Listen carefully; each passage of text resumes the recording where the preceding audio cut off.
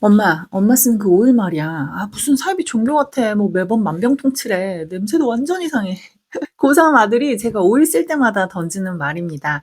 저는 아로마 오일을 파는 사람입니다. 한창 사춘기인 아들 몰래 정말 눈치 챙겨가면서 아이의 삶에도 이런 천연적인 것을 함께 녹여 쓰려고 애쓰는 엄마이기도 합니다. 아마 여러분의 일상도 그러할 것 같은데요. 사춘기 아이와 좌충우돌 함께 오일 쓰는 저희 집의 사소한 일상 이야기 지금 시작합니다. 안녕하세요. 사소한 에센셜 가이드, 오늘도 엄마는 아로마 팟캐스트를 진행하는 강혜원입니다. 유튜브에서 오일모니로 활동하는 저는 고3 외동 아들을 키우는 중년 엄마입니다. 저희 아들은 도테라를 안 좋아합니다. 안 좋아하는 것을 넘어서서 가끔은 좀 정말 싫어할 때도 있는데요. 이거 도대체 무슨 냄새야? 라고 질색하는 사춘기 아이를 달래가며 오일을 쓴다는 건 경험해보신 분들은 아시겠지만 정말 어려운 밸런스 게임 같습니다. 제 주위에서요, 이제 아들의 사춘기는 영화로 치면 느와르 장르다라고 얘기하는데요. 느와르에도 사랑은 있고 느와르에도 인류애는 존재합니다.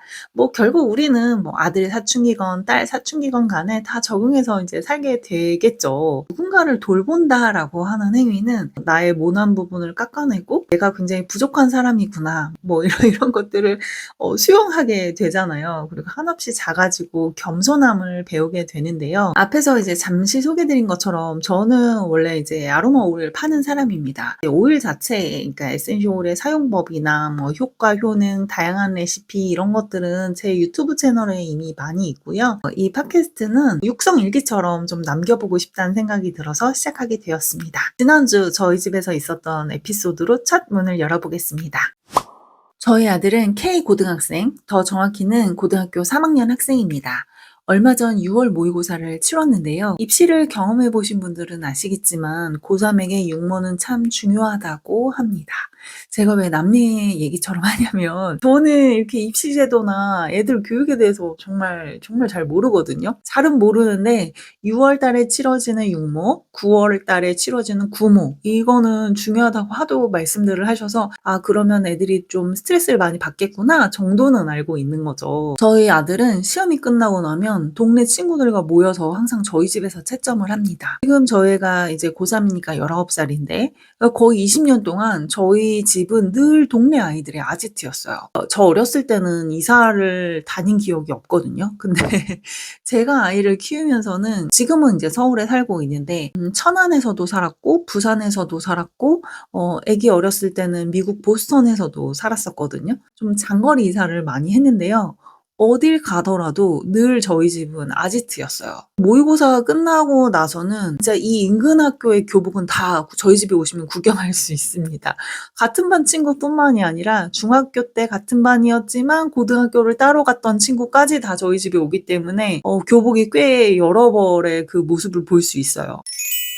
요즘 저희 아파트는 엘리베이터 교체 공사 중인데요. 애들이 놀러 와봤자 어차피 좋아하는 치킨 배달도 못 시켜주잖아요. 그래서 야, 우리 집 지금 상황이 이런데 누굴 부르냐 했더니 엄마 우리 딴 데 갈 데도 없어. 딴 엄마들은 못 오게 해 이러는 거예요. 지난주에 애들 육모 볼 때 소나기가 너무 엄청 내려가지고요. 진짜 습하고 더웠거든요. 근데 그 많은 애들이 계단을 타고 꾸역꾸역 저희 집에 또 몰려들었습니다. 한창 때 애들이라서 진짜 엄청 잘 먹어요. 한 친구가 먹고 나서 조금 속이 안 좋다는 말을 하더라고요. 다이제스트젠 몇 방울을 캡슐에 넣어서 따뜻한 물이랑 먹었습니다. 소화를 돕는 다이제스트젠은 먹고 바르는 걸 동시에 해야 정말 좋거든요. 너 언제부터 아팠니? 그랬더니 점심 급식 때부터 애가 배가 아팠다는 거예요. 점심 때부터 시작해서 저녁까지 애가 얼마나 부대꼈겠어요. 배에도 발라주고 싶은데 제 손에 이제 코코넛 오일 듬뿍 묻히고 거기에다 다이제스트젠 오일을 팡팡팡 넣어가지고 이 교복 좀 올려봐 이러고는 제가 배에 직접 문질문질 해줬습니다. 배를 만져보니까 이렇게 아랫배가 진짜 딱딱하더라고요. 그래서 너 화장실 잘 못 가지? 그랬더니 잘 못 간대요. 그래서 유산균 2포도 같이 먹였습니다. 이 모든 과정을 본 저희 아들이 엄마 왜 남의 배를 막 만져? 이제 그러는 거예요. 뒤를 돌아봤더니 애들 친구가 다 나와가지고 제가 이 아이 배를 문질문질 해주는 걸 다 보고 있더라고요. 얼마나 하루 종일 부대꼈을 거예요. 그쵸? 근데 저는 저희 애 친구가 항상 저희 집에 많이 오기도 했고, 모의고사 채점을 저희 집에서 한다고 말씀을 드렸잖아요. 근데 애들의 상황을 어느 정도 알고 있어요. 그 친구는 수학만 하는 친구예요. 지난번 모의고사에서 얘가 수학을 폭망한 거죠. 여러분들 딸들은 어떻게 그 찐친들과 소통하는지 모르겠는데, 남자애들은요, 그런 상황에서 진짜 친한 친구들끼리는 아, 이 새끼 진짜 수학만 그렇게 하는데 점수가 그게 뭐냐 하면서 막 놀려요, 애들끼리. 그 지난번에 수학을 되게 망쳤고, 그 다음에 이번 육모는 육모 자체가 주는 스트레스가 있으니까 얘가 하루 종일 엄청 긴장을 했던 거예요. 그러니까 점심때도 자기 그래서 되게 안 좋았었고, 그러면 사실 집에 가서 그냥 쉬어야 되는데 또 친구들하고 같이 어울리고 싶은 욕심에 그러니까 애는 앤 거죠. 애들이 한창 때라서 먹성이 엄청 좋아요. 보통 이렇게 식사를 좀 많이 해도 2시간 정도 후에 피자랑 과일이랑 주면 또 순삭 하거든요. 근데 이 친구가 또 너무 잘 먹는 거예요. 그래서 제가 이거 근데 밀가루인데 괜찮아? 이제 이랬더니 아까 그거 먹고 발랐더니 다 소화됐다고 이러면서 애가 웃는 거예요. 하루 종일 힘들었지만 그날 괜찮다고 하니까 되게 저도 기분이 좋더라고요.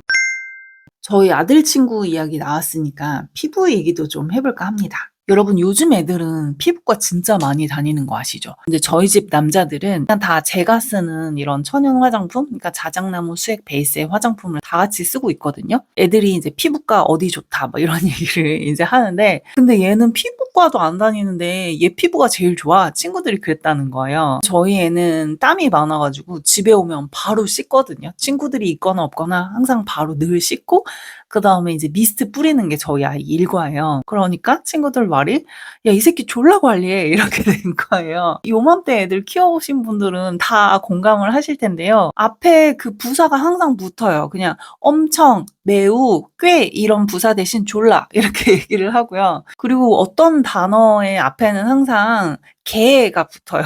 그래서 폭망했어가 아니라 개망했어. 뭐 이렇게 뭐 예를 들면 이런 식으로 항상 아이들의 그런 말투가 있어요. 어쨌든 그런 얘기를 하면서 엄마 나는 피부과도 안 다니는데 내 피부가 제일 좋다고 애들이 그러더라? 막 이러면서 기분이 좋아가지고 입을 실룩실룩 하면서 이제 이야기를 했던 지난주 일화가 있었습니다. 작년에는 제가 진짜 너무 바빴어요. 애가 학교 다녀오면 바로 이제 자기 교복 빨아놓고 설거지도 좀 자기가 좀 하기도 하고 뭐 이제 이렇게 가사를 저희는 세 가족인데 세 명이 다 하기는 하거든요. 명색이 대한민국 고3인데 올해 또 그렇게 하기는 좀 제가 좀 미안하더라고요. 밥 차려주는 건 할 수 있죠. 그리고 눈치 챙겨가면서 애가 기분 좋을 때는 살살 꼬셔서 등에 이제 마사지를 해보는 거예요. 어렸을 때는 엄마가 하자고 하면 잘하지만 이게 자아가 생긴 다음에는 특히 이제 사춘기 때에는 등을 엄마한테 잘 까지 않는단 말이에요. 그런 건 아무 때나 들이대면 안 되고요. 이 상황은 잘 살펴보다가 기분이 좀 좋아 보일 때 살살살살 구슬려서 파스 발라줄까? 막 이러면서 하면 얘도 거북목이 있어요. 이제 과 어깨 통증이 있겠죠? 살살 구슬리면 가끔 등을 대줄 때가 있어요. 이제 그러면은 후다다닥 이제 파스를 좀 발라주는 거죠. 근데 사실 파스 발라주는 게 뭐 몇 분이나 걸리겠어요. 그쵸? 이제 그런데 아무 때나 들이대면 안 된다고 그랬잖아요. 그러니까 그 서사가 필요하더라고요. 애 비위도 맞춰가야지 이제 눈치껏 하려면 제 마음에 여유가 있어야 이 정도 시간과 기꺼이 에너지를 쓸 수 있더라고요. 제가 너무 바쁠 때에는 야 싫으면 말어. 네가 아프지 내가 아프냐? 이렇게 이제 말이 거칠게 나가더라고요. 저희 남편이 저더러 못생긴 여자친구 같다는 얘기를 하더라고요. 저희 남편이 이 비유는 굉장히 많이 했었어요. 아들이 크면 클수록 엄마가 못생긴 여자친구의 역할을 하면서 오매불방 그 사람을 기다리는 그런 거 있잖아요. 자기가 좀 막해도 상대가 날 좋아할 거라는 걸 아니까 그 나쁜 그 연인 관계 있죠. 그러면서 아들 엄마에게 그런 일들이 있는 것 같다 그 얘기를 했고, 딸의 경우는 아빠가 좀 그렇죠. 어렸을 때는 아빠가 세상 좋지만 좀 커갈수록 저는 이제 딸을 키워본 적은 없지만 주위에서 그 얘기 되게 많이 하시더라고요. 아빠 내 방에 안 들어왔으면 좋겠어 라는 말을 엄마한테 한다거나 뭐 이런 거 있잖아요. 딸의 경우에는 아빠가 이제 못생긴 남자친구, 아들 키우는 저 같은 엄마는 엄마가 못생긴 여자친구 뭐 이런 얘기를 하는데 기분은 나쁘지만 근데 일정 부분 또 받기는 해요. 네. 근데 그래도 애가 고생하니까 이제 뭐 공부를 엄청 죽어라 뭐 하는 애가 아니라 하더라도 앉아 있는 시간이 너무 많잖아요. 요즘 애들은 다 척추가 좀 그러니까는 얼마나 허리도 아프고 목도 아프고 하겠어요. 그냥 아쉬운 거는 저는 너무 좋은 오일들이 많은데 한국에 있는 좋은 에센셜 오일 다 갖고 있고 미국과 호주와 일본에서 제가 사들인 오일이 얼마나 많은데 좀 익숙하지 않아. 이제 이렇게 얘기하니까 그런데 딥블러럽은 그냥 파스려니 하고 애가 그 정도는 좀 가끔 참더라고요. 그래도 엄마 앞에서 등을 대주면 치사하긴 하지만 '아 오늘은 선방했다.' 이런 생각을 하게 되는 거죠.